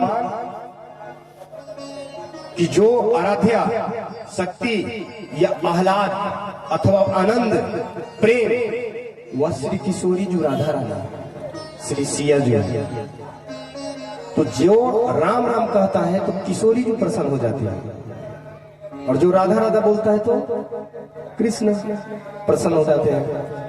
तो जो सीताराम सीताराम रखता है तो किशोरी जी क्या बोलती है? भगवान तो बोलते हैं एक शब्द में, मोहि के पट छल छिद्र न भावा। भैया तुम मेरी शरण में आ रहे हो तो ये बिल्कुल निर्मल मन जन सो मोहि पावा। मोहि के पट छल छिद्र न भावा, बिल्कुल निर्मल मन लेकर आओ तब मैं तुझे स्वीकार करूंगा। पर हमारी किशोरी जो लाडली जो है वो कहती है कि भैया तुम चाहे जैसे भी हो आ जाओ, कितना कोई बड़ा से बड़ा पापी हो, एक बार केवल कहते किशोरी जी मैं आपका हूं, तो किशोरी जी क्या करती है? उसके जितने पाप होते हैं उस लिस्ट को काट देती है घोड़े का चिन्ह लगा करके, और साइन क्या करती है? अवगुण कर समुद्र सम देखत न अपनो जान, राई के सम भजन को कीनत मेड़ु समान। थोड़ा भी जिसने भजन कर लिया तो उसको मेड़ु पहाड़ पर्वत की तरह उसको गिन के लाल जो से कहते हैं इसको पास करो, पास कर देती है लाडली। इसलिए ब्रजवासी जन बड़े हर्ष के साथ कहते हैं, हमारे माई श्यामा जू को राज, हमारे माई श्यामा जू को राज, हमारी माई श्यामा जू को राज, हमारे माई श्यामा जू। कौन श्यामा जू? जाके अधीन सदा सावरो या ब्रज को सरकार, जाके अधीन सदा सावरो या ब्रज को सरकार। समझ में आ रहा है पद का? जाके अधीन सदा सावरो, सावरो यानी भगवान कृष्ण चंद्र जो उनके अधीन है, प्रिया जी के अधीन, लाडली जी के अधीन, किशोरी जी के अधीन, राधा रानी के अधीन, श्री सिया जी के अधीन, जानकी जी के अधीन, वह अखिल कोटि ब्रह्मांड नायक ब्रह्म जो जिनके अधीन है, जाके अधीन सदा सावरो या ब्रज को सरता, जाके अधीन सदा सावरो या ब्रज को सरता, हमारे माई श्यामा तुमको हमारे माई श्यामा जो कोरा, हमारे माई श्यामा जो कोरा। और ये जोड़ी अभी चल से वृंदावन, ये जोड़ी अभी चल से वृंदावन, और नहीं सका और नहीं सोपा। यह जो राधा माधव है पद है, थोड़ी आवाज ये कम कर दीजिए, बता दे क्योंकि देवी भागवत ऐसे भी प्रवचन है। प्रवचन मतलब किसी पुराण से बोल सकता हूँ, क्योंकि प्रवचन का अर्थ ही होता है किसी पुराण से, किसी वेद से, किसी शास्त्र से बोल सकते हैं। तो थोड़ा सा ध्यान दे, देखिए जो अभी मैंने बोला पद में, यह जोड़ी अविचल श्री वृंदावन, जो जैसे सब कहता है मेरे भगवान बड़े, मेरे गुरुदेव बड़े, झंडा ऊंचा रहे हमारा, सब अपने इष्ट को, अपने गुरु को, अपने मंत्र को, अपने ध्यान को सबसे बड़ा बताता है। जो निर्गुण निराकार वाले हैं तो अपने उसको बड़ा बताते हैं कि जो ब्रह्म है उसका कोई आकार नहीं है, वो प्रकाश स्वरूप है। बिल्कुल सही है, पर आपकी पहुंच अभी कहां तक है, यहां से साबित होती है। देवी भागवत में आप पढ़ लेना, जो प्रिया प्रीतम है, प्रिया प्रीतम यानी राधा माधव, जो अविचल वृंदावन है, वहां पे जब निकुंज में, नवनिवृत्त निकुंज में जब प्रिया प्रीतम रस विहार के निकुंज करते हैं, तो किशोरी जू के नख से, बहुत ध्यानपूर्वक समझिएगा, राधा रानी के दाहिने पैर के नखुन से ज्योति चमकती हुई निकलती है। वही ज्योति आके निर्गुण निराकार ब्रह्म का रूप धारण करती है। वही निर्गुण निराकार ब्रह्म आकर के प्रकृति पुरुष का संकल्प विकल्प करता है, तो साम्यावस्था में दोनों का लय होता है, उससे क्षोभ उत्पन्न होता है, क्षोभ से महतत्व की उत्पत्ति होती है, और उस महतत्व से त्रिविध अहंकार की उत्पत्ति होती है, सतोगुण रजोगुण तमोगुण, और उससे इंद्रियों, 5 ज्ञानेंद्रिय, 5 कर्मेंद्रिया, चतुष्टय अंतःकरण, मन बुद्धि चित्त अहंकार, इसकी उत्पत्ति होती है। तो कहां से निर्गुण निराकार ब्रह्म हुआ?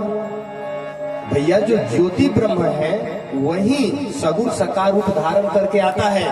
तो आप ठीक बोलते हैं कि मेरा जो ब्रह्म निर्गुण निराकार है, पर जरा ध्यान दो कि जो निर्गुण निराकार जो ज्योति ब्रह्म दिख रहा है वह कहां से आया है? वो किशोरी जी के नखून का चमक है, प्रकाश है। वहां तक पहुंच वेद में भी नहीं है, क्योंकि वेद भी बोल देता है सीधा हाथ खड़ा करके, नेति नेति सब वेद कहे, बताते बताते थक जाता है। क्योंकि वेद कहता है कि ब्रह्म ईशावास्यमिदं सर्वं यात किंचन जगत्याम जगत, उसका कोई आकार नहीं है। और वही वेद कहता है सहस्त्र शिरखा, सहस्त्र पुरखा, सहस्त्राक्षा, सहस्त्र पाता, उसके 1000 सिर है, 1000 हाथ है, 1000 पैर है। अरे गीता में भगवान ने अर्जुन को दिखाया, विराट स्वरूप अर्जुन ने देखा तो क्या देखा? रूपम महते बहुवक्त्र नेत्रम, महाबाहु बहुबाहु रूपादम, बहुद्रम बहुद्रष्टा करालम, दृष्टवा लोका प्राप्तितास्तथा। अर्जुन ने देखा कि बहुत सारे नेत्र हैं, बहुत सारे बाह हैं, बहुत सारे उदर हैं, वही ब्रह्म है। तो हम यहां निवेदन कर रहे थे, यह जोड़ी अविचल श्री वृंदावन, यह जोड़ी अविचल श्री वृंदावन, और नहीं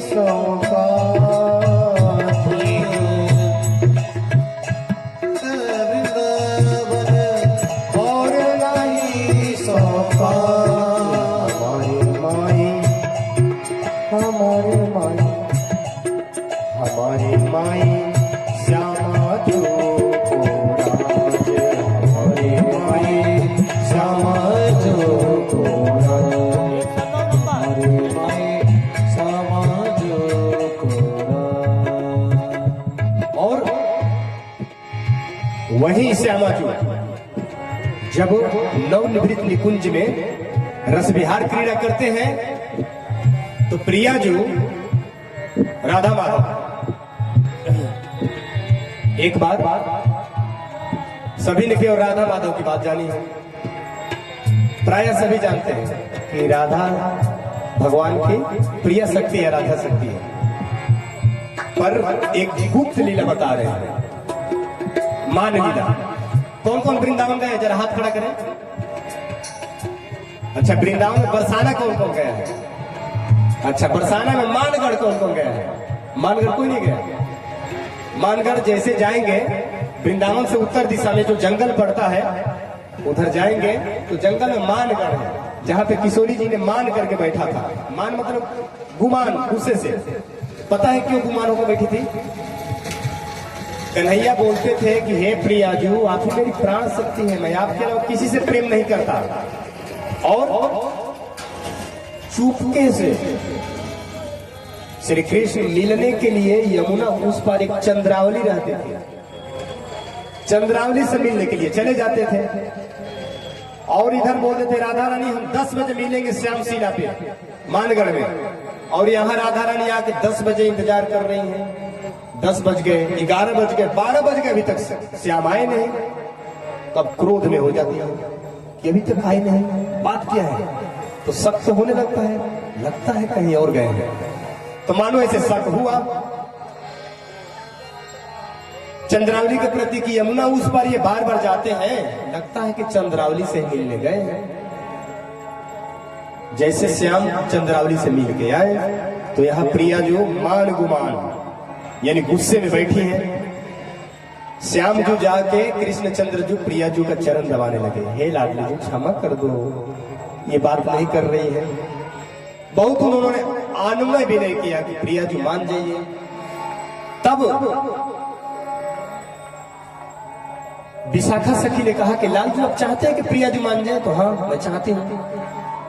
कृष्ण ने कहा कि मैं चाहता हूं मान जाए। आओ इधर, मैं एक सूत्र बताती हूँ। विशाखा सखी ले जाकर कृष्ण चंद्र जी को खूब बढ़िया लहंगा फड़िया पहना के, खूब एक सुंदर गोपी जैसा श्रृंगार करके और घूंघट निकाल के बोले कि अब तुम जाओ चूड़हानी बन के, चूड़ी पहनाने वाले बन के जाओ, चूड़ी पहनाने के बहाना से प्रिया जी को हाथ लेकर के प्रेम से चूड़ी पहनाओ। और जैसे चूड़ी पहन लेंगी लाडली जी को, जैसे तुम घूंघट उठा देना, प्रसन्न हो जाएंगे।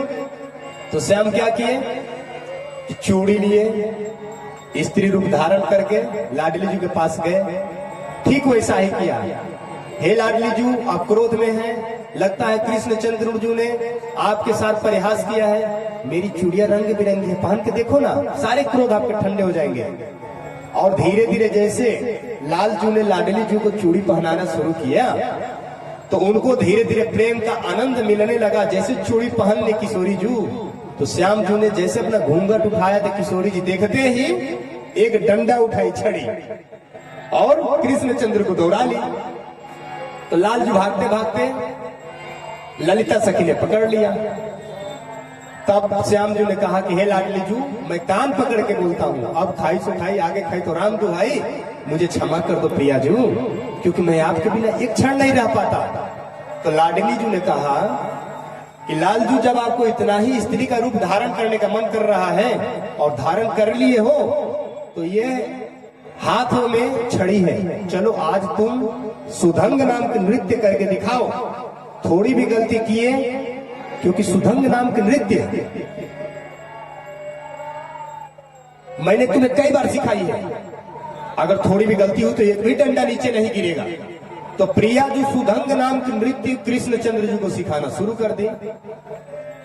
और जैसे शुरू की तो लाल जी जैसे गड़बड़ी करते हैं तो प्रिया जी ऐसे छड़ी, ये जरा ध्यान दो यार, अखिल कोटि विश्व ब्रह्मांड नायक कृष्ण चंद्र जी ऐसे डर रहे हैं छड़ी से, डंडा से। पद के माध्यम से समझ ले। मान गुमान लकुट लिए ठाड़ी तड़पत कुंज बिहारी तड़पत कुंज बिहारी। मान गुमान गुमान में गुस्से मान गुमान लकुट लिए ठाड़ी मान गुमान लकुट लिए ठाड़ी तड़पत कुंज बिहारी। तड़पत कुंज बिहारी। लालजू ऐसे डर रहे प्रिया जी से मानो, और यह सारा दृश्य हरिराम व्यास जी देख रहे हैं, क्योंकि प्रेमा भक्ति के रसिक है, निम्बार्काचार्य के मुख्य कर्ता धरता है। तो वहां देखे तो देख के हंसने लगे, उनसे हंसी रुकाई नहीं।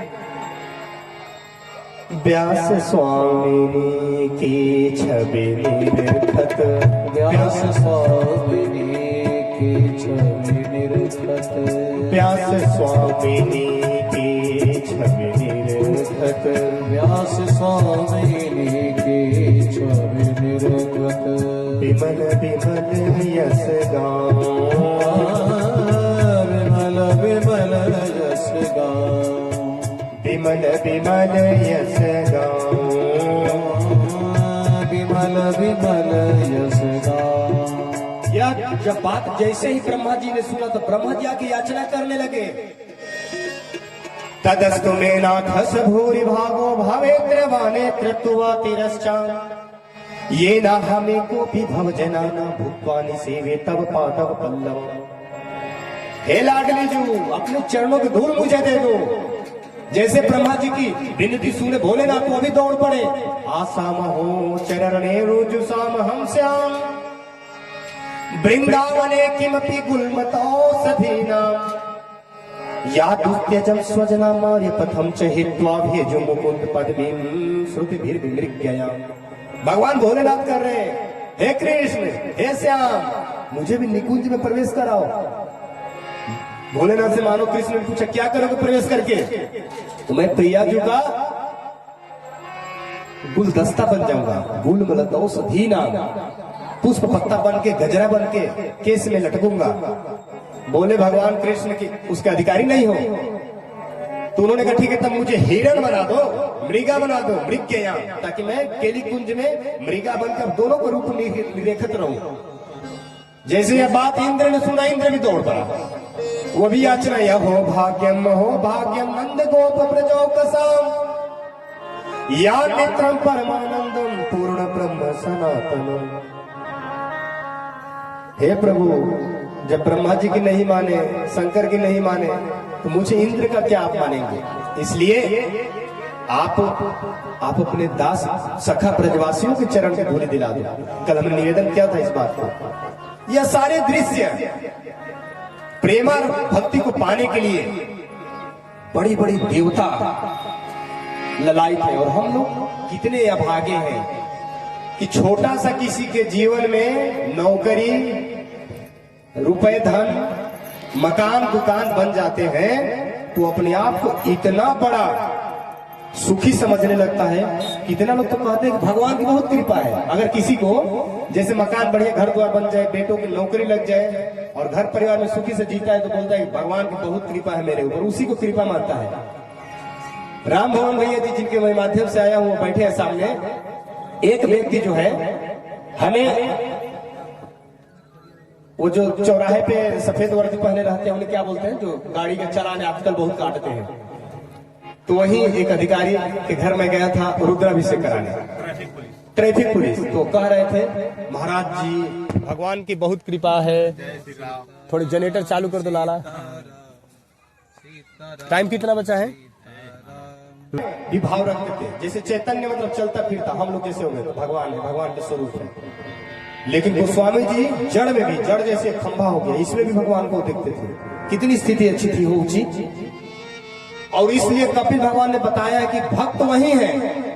3 प्रकार के भक्तों को बताया कि जो साधारण भक्त कौन है, जो मंदिर में भगवान को जाके भगवान मानता है वो साधारण भक्त है। मंदिर में मूर्तियों को ही भगवान माने साधारण भक्त है। और उत्तम भक्त कौन है? जैसे मंदिर में मूर्ति में भगवान को देखता है, वैसे ही चलते फिरते संतों को भी भगवान मानने लगे, वो उत्तम कोटि का भक्त है। इसके अलावा भी बताएं कि सर्वोत्तम कोटि का भक्त वह है जो संपूर्ण संसार के सभी को भगवान देखे, माने, सब में उसको भगवान नजर आए। यह सर्वोत्तम कोटि के भक्त का लक्षण है। अगर ऐसी स्थिति नहीं है तो भगवान बोलते हैं, कपिल भगवान की मैया, जो व्यक्ति केवल मंदिर के मूर्तियों में ही मेरा दर्शन करता है, बाहरी व्यक्तियों से जो द्रोह करता है, तो उसका पूजा मंदिर में उसी प्रकार निष्फल है जिस प्रकार राख में हवन करने पर कोई फल नहीं मिलने वाला। अरे राख हो, उसी में हम स्वाहा स्वाहा कर कोई लाभ मिलेगा? कुछ नहीं। ठीक उसी प्रकार उसकी पूजा व्यर्थ जाती है। तो संत जन जो होते हैं सुहृद सबको अपना मानते हैं। और तीसरा क्या है? तितिक्षवः कारुणिकः सुहृदः सर्वदेहि नाम अजात शत्रवः। अजात शत्रु होते हैं, उनका कोई शत्रु नहीं होता है संतों के।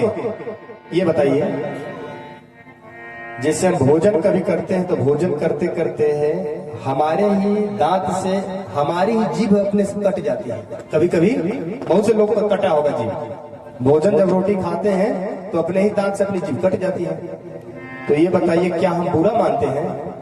अगर बुरा मानते तो सोचते क्यों रे दुष्ट दांतों, ऊपर से नीचे 32 घेर करके इस कोमल सी जीभों को तुम लोग कठोर कठोर सताते हो। आज मैं तुम्हें देखता हूँ हथौड़ा उठाते दांत सीताराम कर देते। क्या आज तक किसी ने दांत तोड़ा है? किसी ने नहीं तोड़ा। क्यों? क्योंकि जानते हैं कि जिभवा भी मेरी है, दांत भी मेरे हैं। अभी तो जिभवा कटी है तो दर्द अलग हो रहा है, जहां दांत तोड़ दूंगा तो डबल दर्द हो जाएगा।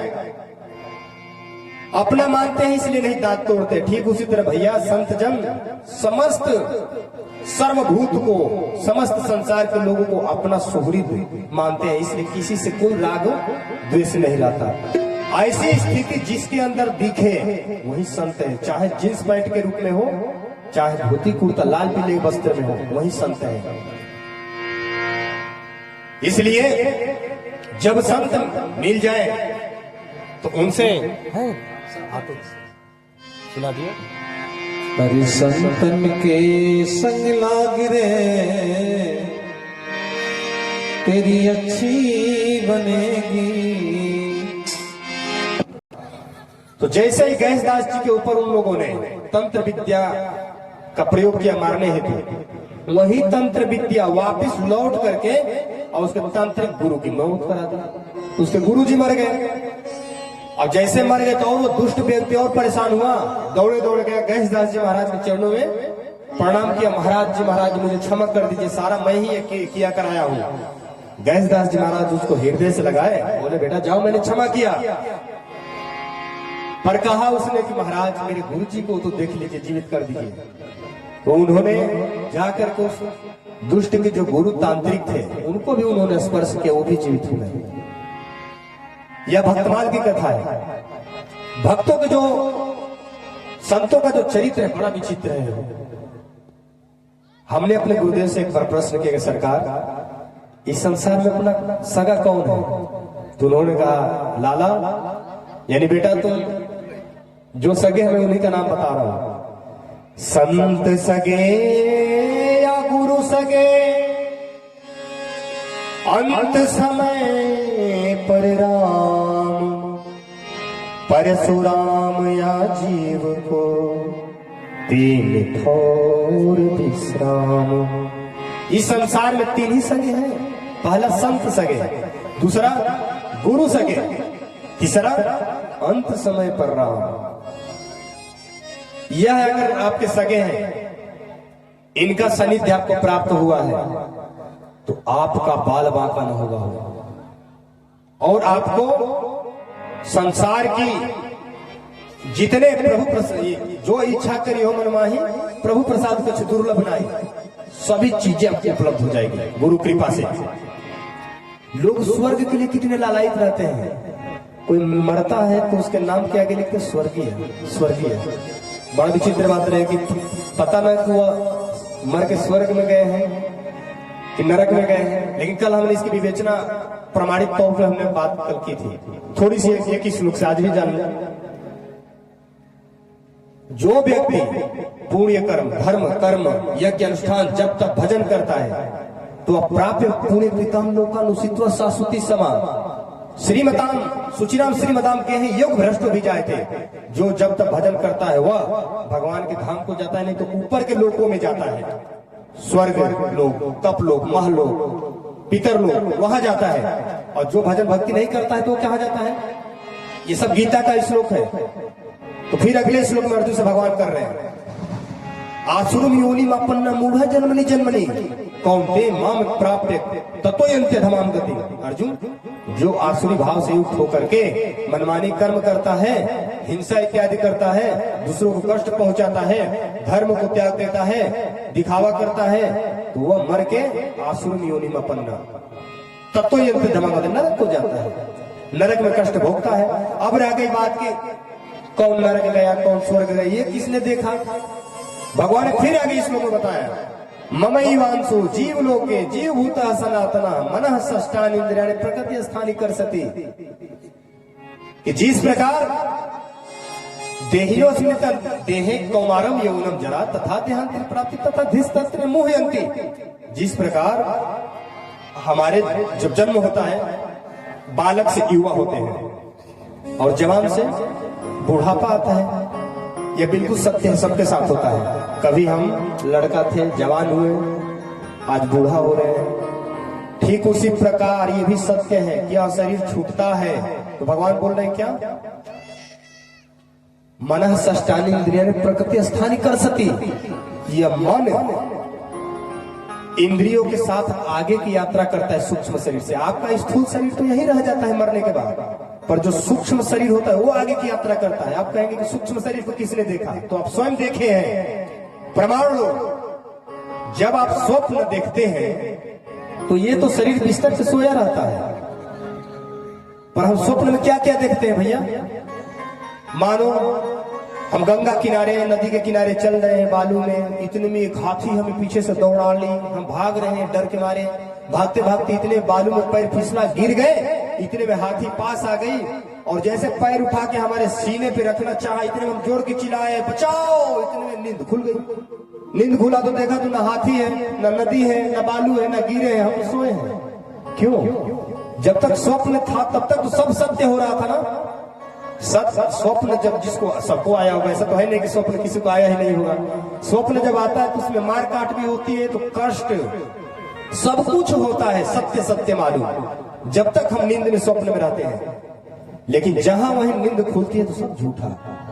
ठीक उसी प्रकार स्वप्न में सूक्ष्म शरीर होता है, ये शरीर तो सोया रहता है, सूक्ष्म शरीर सारा यात्रा करता है, स्वप्न देखता है, प्रपंच। उसी प्रकार जब ये शरीर छूट जाता है तो जो आगे का सूक्ष्म शरीर है, 3 शरीर होते हैं, ये स्थूल शरीर, दूसरा सूक्ष्म शरीर, तीसरा कारण शरीर। तो यह शरीर यही रह जाता है स्थूल शरीर, और सूक्ष्म शरीर आगे की यात्रा करता है। वही सूक्ष्म शरीर स्वर्ग नरक अपना कर्मानुसार आगे की यात्रा करता है।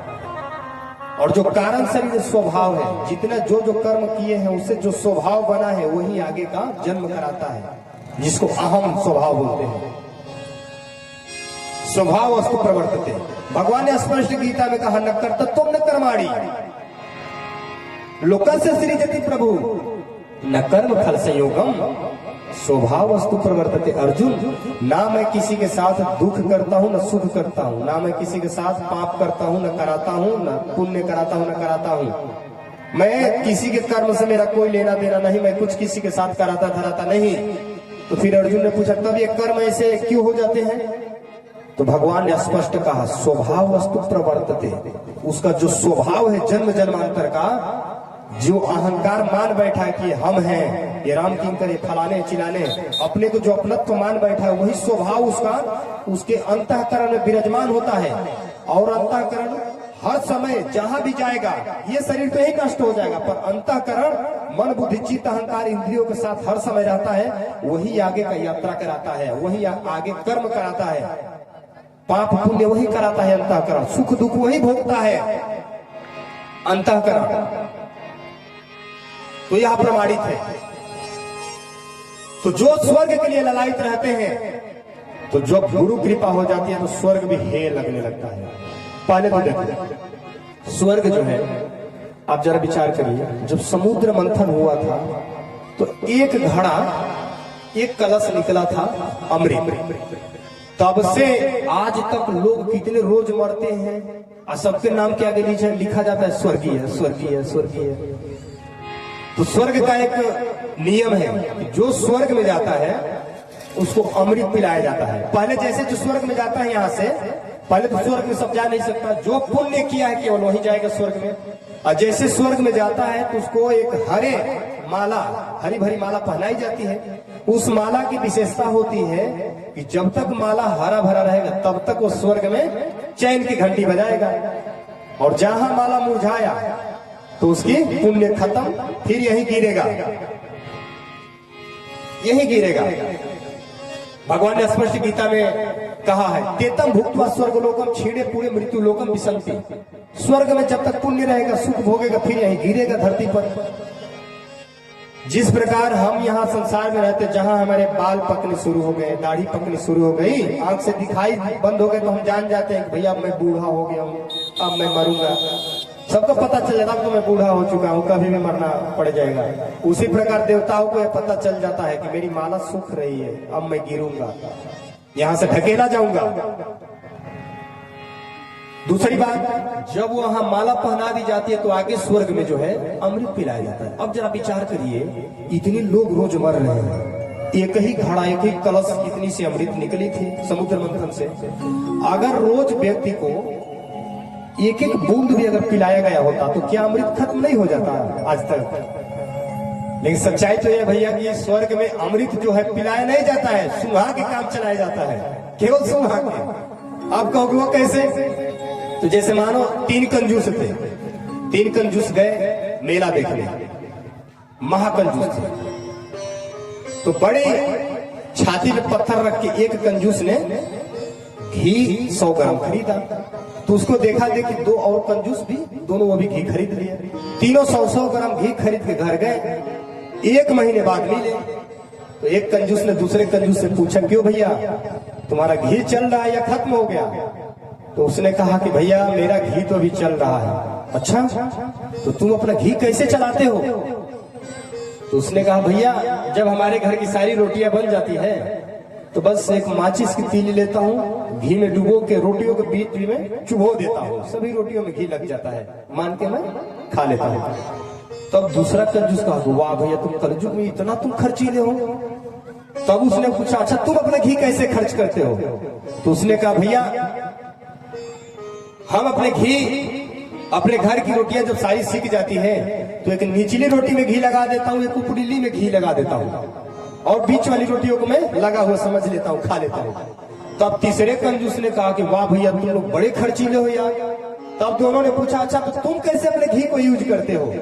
तो तीसरे कंजूस ने कहा कि भैया हम अपने घी को एक बोतल में भर लिए हैं, और जब हमारे घर की सारी रोटियां बन जाती हैं तो बस रोटियों के ऊपर से इसे बोतल घुमा देते हैं, और घुमाने के बाद जब खाने बैठते हैं तो ढक्कन खोल के एक बार ऐसे सूंघ लेते हैं, बस स्वाद मिल जाता है। अब बताइए, जो सूंघ के काम चला रहे उसका तो घी जीवन भर चला जाएगा ना। उसी प्रकार स्वर्ग में जो अमृत है किसी को पिलाया नहीं जाता, सूंघा के काम चलाया जाता है। लेकिन यहाँ पे जब गुरु कृपा हो जाती है तो अज्ञान ध्यान विध्वंस कोटि सूर्य समा प्रभा सुताख्यायी कथा सारम मम कर रसायनम। हे गुरुदेव कृपा करके, वो जैसे संसार में अंधकार हो तो इसको दूर करने के लिए भगवान सूर्य का किरण प्रकाश पर्याप्त है, पर जिसके अंतःकरण हृदय में अंधकार हो उसको सूर्य की किरण भी नहीं दूर कर सकती है। उसको तो दूर करने में केवल गुरुदेव की कृपा ही है। इसलिए हे गुरुदेव कृपा करके मेरे अज्ञान अंधकार को नष्ट करके और ज्ञान की दीपक ज्योति जला दीजिए मेरे हृदय में। और तब जाके अनुनय भी नहीं करता है, प्रभु हम भी शरणागत है, स्वीकार करो तो जाने। प्रभु हम भी शरणागत है, स्वीकार करो तो जाने। प्रभु हमें शरणागत हैं, स्वीकार करो तो जाने।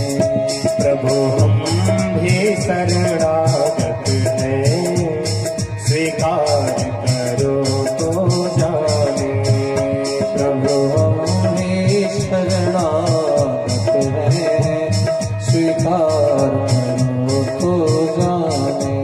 ऐसा अन्य विनय करके गुरु से निवेदन करके गुरु चरणों के आश्रित होकर के गुरु के बताए द्वारा भजन करने लगता है, क्योंकि गुरुदेव जो होते हैं वह तत्व का बोध करा देते हैं। बाकी आप तो सब भ्रमित में डाल देंगे, लेकिन जो गुरुदेव भगवान होते हैं तत्व को बोध करा देते हैं।